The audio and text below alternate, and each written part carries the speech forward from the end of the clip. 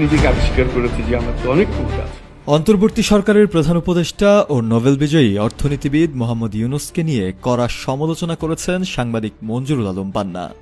এক বক্তব্যে তিনি ডক্টর ইউনূসকে দেশের ইতিহাসে প্রধানতম শত্রু ও বিশ্বাসঘাতক আখ্যা দিয়ে পাঠ্যপুস্তকে তার নাম অন্তর্ভুক্ত করার দাবি জানিয়েছেন। বিষয়টি ঘিরে রাজনৈতিক অঙ্গন ও সামাজিক যোগাযোগ মাধ্যমে নতুন করে আলোচনা শুরু হয়েছে। এই ক্ষমতা আমি ব্যবহার কেন করবো না? যেটুকু আছে এর মধ্যে আমাকে করবো। সম্প্রতি দেয়া এক বক্তব্যে মঞ্জুরুল আলম পান্না বলেন, ৫৫ বছরের ইতিহাসে এই মাটি, মানুষ ও মুক্তিযুদ্ধের প্রধানতম শত্রু এই ব্যক্তি। স্বাধীনতা পরবর্তী সময়ে দেশের সবচেয়ে বড় বিশ্বাসঘাতক ও রাজাকার হিসেবে পাঠ্যপুস্তকে ডক্টর ইউনূসের নাম অন্তর্ভুক্তির দাবি করছি। একই সঙ্গে তিনি ডক্টর ইউনূসের বিরুদ্ধে আন্তর্জাতিক পরিসরে জনমত গড়ে তোলার আহ্বান জানিয়ে আরও বলেন, পুরো বিশ্বের সামনে তার মুখোশ উন্মোচনের দায় আমাদের সবার।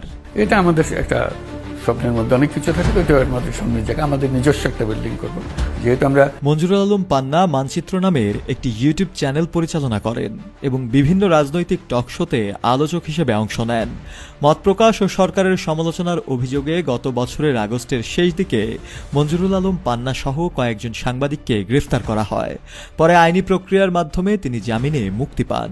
ওই সময় গ্রেফতারের ঘটনায় মানবাধিকার সংগঠনগুলো উদ্বেগ প্রকাশ করেছিল।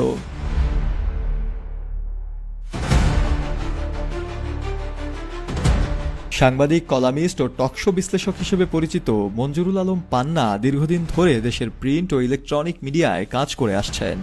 জাতীয় রাজনীতি, নির্বাচন, গণতন্ত্র, পররাষ্ট্রনীতি ও মানবাধিকার ইস্যুতে তার বিশ্লেষণধর্মী বক্তব্য বেশ আলোচিত।